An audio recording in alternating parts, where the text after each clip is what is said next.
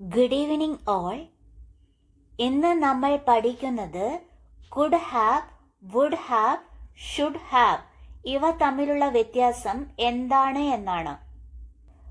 വളരെ ലളിതമായ രീതിയിൽ ഇവ തമ്മിലുള്ള വ്യത്യാസം എങ്ങനെ മനസ്സിലാക്കാം, ഇതിനെപ്പറ്റിയുള്ള ഡീറ്റെയിൽസ് വീഡിയോ നമ്മളെ ചാനലിൽ ഇട്ടിട്ടുണ്ട്.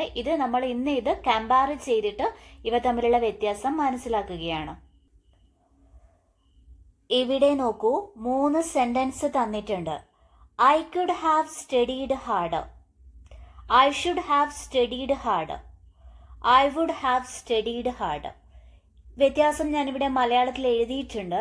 അത് കുറച്ചുകൂടി ഡീറ്റെയിൽഡ് ആയിട്ട് മനസ്സിലാക്കണമെന്ന് ആണെങ്കിൽ, I could have studied harder, എനിക്ക് നന്നായി പഠിക്കാൻ കഴിയായിരുന്നു, പക്ഷെ ഞാൻ പഠിച്ചില്ല. എനിക്കൊരു കാര്യം ചെയ്യാൻ സാധിക്കുമായിരുന്നു, പക്ഷേ ഞാനത് ചെയ്തില്ല. അപ്പോൾ എനിക്ക് ചെയ്യാൻ പറ്റുന്ന ഒരു കാര്യം ഞാൻ ചെയ്തില്ല, എന്തുകൊണ്ടോ ഞാനത് ചെയ്തില്ല എന്ന് പറയാനാണ് കുഡ് ഹാവ് ഇവിടെ ഉപയോഗിച്ചിരിക്കുന്നത്. അടുത്തത് I should have studied harder, ഞാൻ നന്നായി പഠിക്കണമായിരുന്നു, ഞാൻ പരീക്ഷയ്ക്ക് തോറ്റു, എനിക്കിപ്പോൾ പശ്ചാത്താപമുണ്ട്. അപ്പോൾ ഞാൻ എങ്ങനെ പറയാ? I should have studied harder, ഞാൻ നന്നായി പഠിക്കണമായിരുന്നു, പക്ഷെ പഠിക്കാൻ പറ്റിയില്ല. അപ്പോൾ എന്താ ഞാൻ പറയാ? I should have studied harder, ഞാൻ നന്നായി പഠിക്കണമായിരുന്നു, പക്ഷെ എൻ്റെ പശ്ചാത്താപം കൊണ്ട് ഞാൻ പറയാണ് ഞാൻ നന്നായി പഠിക്കണമായിരുന്നു. നേരത്തെ എന്താണ്? എനിക്ക് നന്നായി പഠിക്കാൻ പറ്റുമായിരുന്നു, പക്ഷെ ഞാൻ പഠിച്ചില്ല എന്ന അർത്ഥത്തിൽ മാത്രമാണ് പറയുന്നത്. അവിടെ ഈ പശ്ചാത്താപത്തിന്റെ പ്രശ്നം അങ്ങനെ വരുന്നില്ല.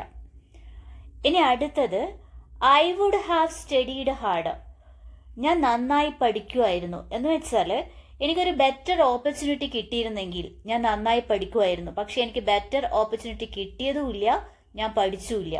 അപ്പോൾ അങ്ങനെ ഒരു കണ്ടീഷണൽ ക്ലോസിന്റെ കൂടിയാണ് നമ്മൾ അഥവാ വുഡ് ഹാവ് ഉപയോഗിക്കുക.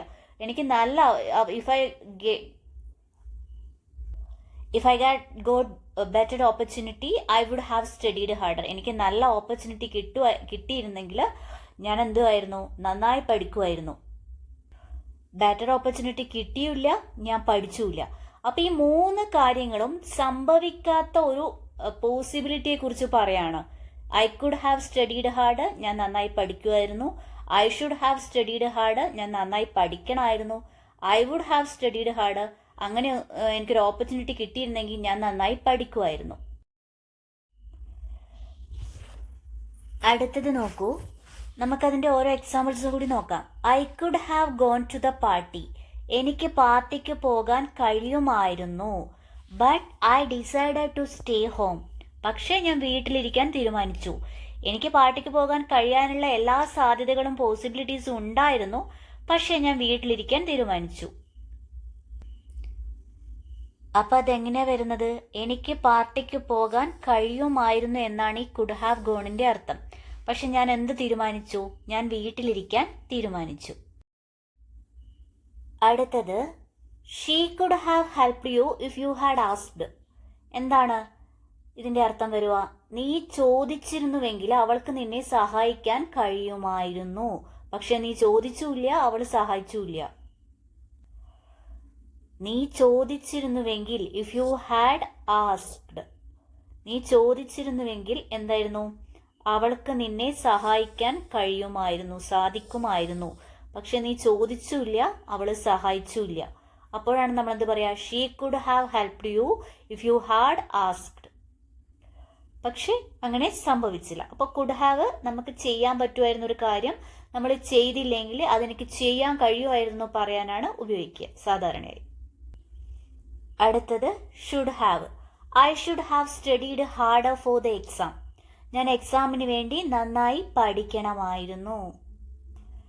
ഞാൻ പരീക്ഷയ്ക്ക് വേണ്ടി നന്നായി പഠിക്കണമായിരുന്നു, പക്ഷെ ഞാൻ പഠിച്ചില്ല. അപ്പോൾ ഞാൻ പശ്ചാത്താപത്തോടെ പറയാണ്, ഞാൻ പരീക്ഷയ്ക്ക് വേണ്ടി നന്നായി പഠിക്കണമായിരുന്നു, ഞാൻ നന്നായി പ്രാക്ടീസ് ചെയ്യണമായിരുന്നു, ഞാൻ അവളെ വിളിക്കണമായിരുന്നു, അത് ചെയ്തില്ല, പക്ഷെ പിന്നീട് എനിക്ക് റിഗ്രറ്റ് തോന്നി.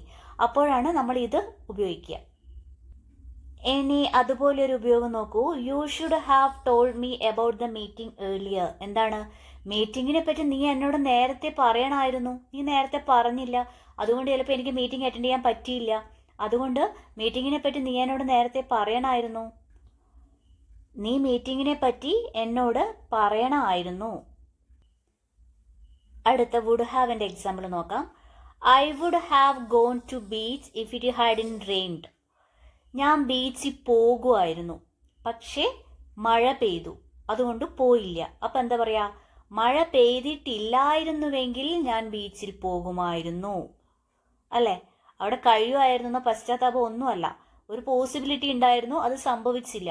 മഴ പെയ്തിട്ടില്ലായിരുന്നുവെങ്കിൽ ഞാൻ ബീച്ചിൽ പോകുമായിരുന്നു. മഴ പെയ്തില്ലായിരുന്നുവെങ്കിൽ ഞാൻ ബീച്ചിൽ പോകുമായിരുന്നു. അപ്പോൾ I would have gone to the beach, ഞാൻ ബീച്ചിൽ പോകുമായിരുന്നു. എങ്ങനെയാണെങ്കിൽ മഴ പെയ്തില്ലായിരുന്നുവെങ്കിൽ. അപ്പോൾ മഴ പെയ്യുകയും ചെയ്തു, ഞാൻ ബീച്ചിൽ പോയതും ഇല്ല. അപ്പോഴാണ് പറയാ മഴ പെയ്തില്ലായിരുന്നുവെങ്കിൽ ഞാൻ ബീച്ചിൽ പോകുമായിരുന്നു. അടുത്തത്, he would have helped you but he was too busy. അവൻ നിന്നെ ഹെൽപ്പ് ചെയ്യായിരുന്നു, പക്ഷെ അവൻ ഭയങ്കര ബിസി ആയിരുന്നു. He was busy. അപ്പോൾ അവൻ ബിസി ആയിരുന്നു, നിന്നെ ഹെൽപ്പ് ചെയ്തുമില്ല. അപ്പോൾ നമ്മൾ എന്താ പറയാ? അവൻ നിന്നെ ഹെൽപ്പ് ചെയ്യായിരുന്നു, പക്ഷെ അവൻ ബിസി ആയിരുന്നു, അതുകൊണ്ടാണ് ഹെൽപ്പ് ചെയ്യാതിരുന്നത്. He would have helped you. അവൻ നിന്നെ സഹായിക്കുമായിരുന്നു, പക്ഷെ അവന് പറ്റിയില്ല. കാരണം എന്താ? അവൻ തിരക്കിലായിരുന്നു. അപ്പോൾ കൃത്യമായിട്ട് could have, would have, should ഹാവിൻ്റെ യൂസേജ് മനസ്സിലായി എന്ന് കരുതുന്നു. എന്തെങ്കിലും ഡൗട്ടുള്ളവർക്ക് വാട്സപ്പിൽ ചോദിക്കാം, അല്ലെങ്കിൽ കമൻ്റ് ആയിട്ട് ഇടാം. കൂടുതൽ വീഡിയോസ് വേണമെങ്കിൽ കമൻസ് ആയിട്ട് അല്ലെങ്കിൽ വാട്സപ്പിലോ പറഞ്ഞാൽ മതി. ഓക്കെ, അപ്പോൾ ഇന്നത്തെ വീഡിയോ ഇവിടെ അവസാനിപ്പിക്കുകയാണ്. Thank you.